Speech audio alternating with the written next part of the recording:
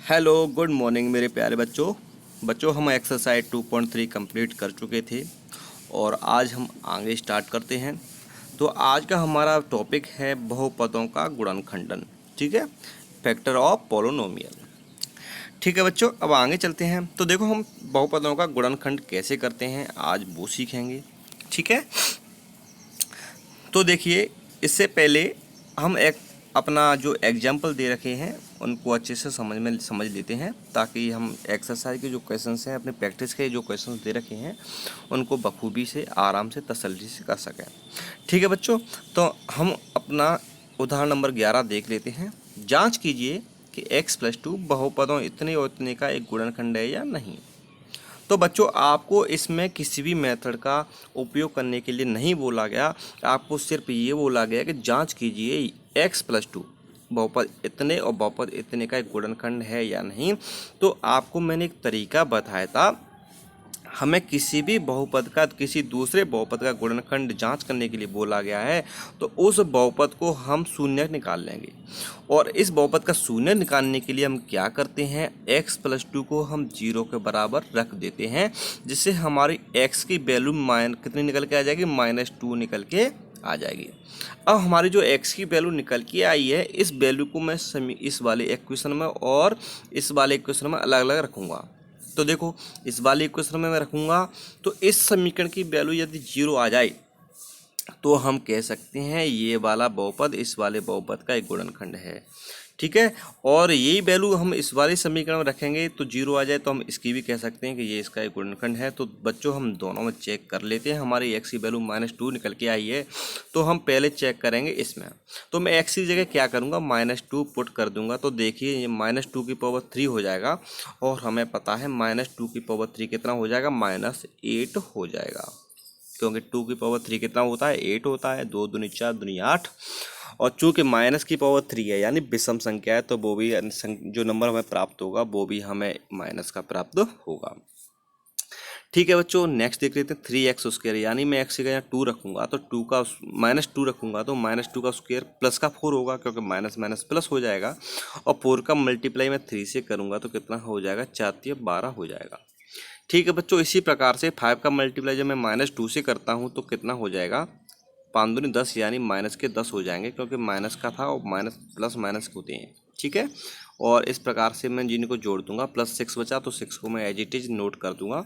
इसके बाद मैं इसको जोड़ता हूँ, तो देखो मैं प्लस की संख्या 1 जोड़ लेता हूँ, यानी 12, और ये प्लस की दोनों, तो 12 अच्छे कितने हो गए, 18 हो गए।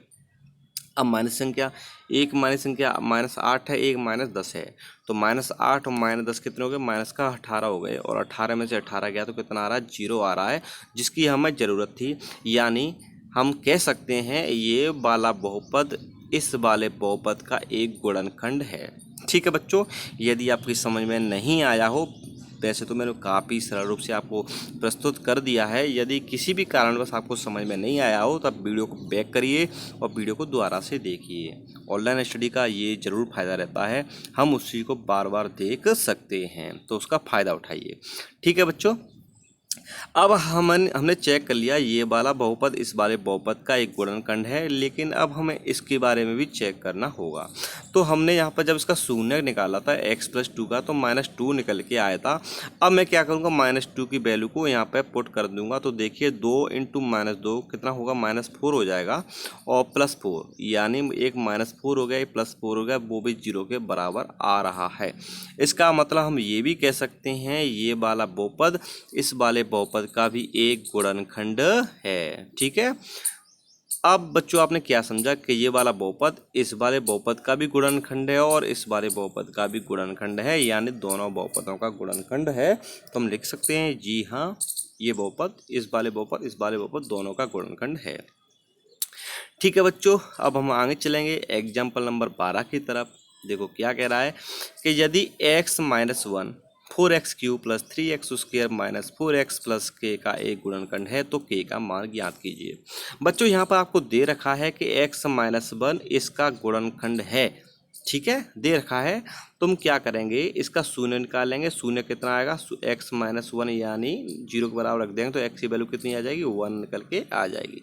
यानी हम क्या करेंगे, इस वाले समीकरण में x की जगह 1 रखेंगे और इक्वल टू 0 कर देंगे, तो उससे हमारा क्या होगा, k की वैल्यू निकल आएगी। तो देखिए, जब मैं x की जगह पे 1 रखता हूँ तो यहाँ 4 हो जाएगा, +3 -4 प्लस के इक्वल टू कितना हो गया, 0 हो गया, 4 से 4 गया। ठीक है, यहाँ से मैं k की वैल्यू निकालूंगा तो देखो 3 दूसरी साइड में जाएगा तो -3 हो जाएगा। तो देखो k की वैल्यू कितनी आ गई निकल के, -3 आ गई। ठीक है बच्चों, इस तरह से हम इसका आसानी से निकाल सकते हैं। हमारे पास k की वैल्यू कितनी निकल के आई है, -3 निकल के आई है। ठीक है बच्चों, हम आगे चलते हैं नेक्स्ट एग्जाम्पल की तरफ। देखो क्या कह रहा है कि मध्य पद को विभक्त करके तथा गुणनखंड प्रमेय का प्रयोग करके 6x² प्लस 17x प्लस 5 का गुणनखंडन कीजिए। अब बच्चों यहाँ पर आपको एक चीज दे रखी है, बड़े ध्यान से समझना है, बड़े गौर से समझना है। क्या कर रहा है, मध्य पद को विभक्त करके, यानी मध्य पद ये है, इसको विभक्त करके, इसको डिवाइड करके दो भागों में, ठीक है, गुणनखंड प्रमेय का प्रयोग करके। तो आप देखेंगे जरा, जब मैं इसको पुट करता हूँ मैं क्या करूँगा, देखो यहाँ पर जो x उसके गुणक क्या है, 6 है, और अचर पद क्या है, 5 है। इन दोनों का मल्टीप्लाई करूँगा तो कितना हो जाएगा, देखिए 6 पंजे 30 होते हैं। ठीक है, कितने होते हैं, 30 होते हैं। अब मैं क्या करूँगा, 30 के फैक्टर करूँगा। तो 30 के फैक्टर देख लेते हैं, 2 इंटू 3 इंटू 5 होते हैं, है ना, 5 से 15, 15 दूनी 30 होते हैं। अब हमें जो फैक्टर प्राप्त हुए हैं इनको तोड़ मत तोड़ के हमें क्या लेके आना है, 17 लेके आना है। तो हम देख सकते हैं 5 का मैं 3 से मल्टीप्लाई करूं तो 15 और 2 यानी +2, 15 + 2 करके मैं 17 ला सकता हूं। तो मैं क्या करूंगा, ये 17x है, मैं इसको क्या करूंगा, 15x + 2x के रूप में लिख दूंगा। जो हमारा क्या हो जाएगा, नियम का पालन भी हो जाएगा, क्योंकि मध्य पद को विभक्त करके हमें ऐसा नोट करना था। तो हमारी जो इक्वेशन है, मैं इसको कैसे लिख सकता हूँ, आप देखिए, मैं इसको लिख सकता हूँ 6x² प्लस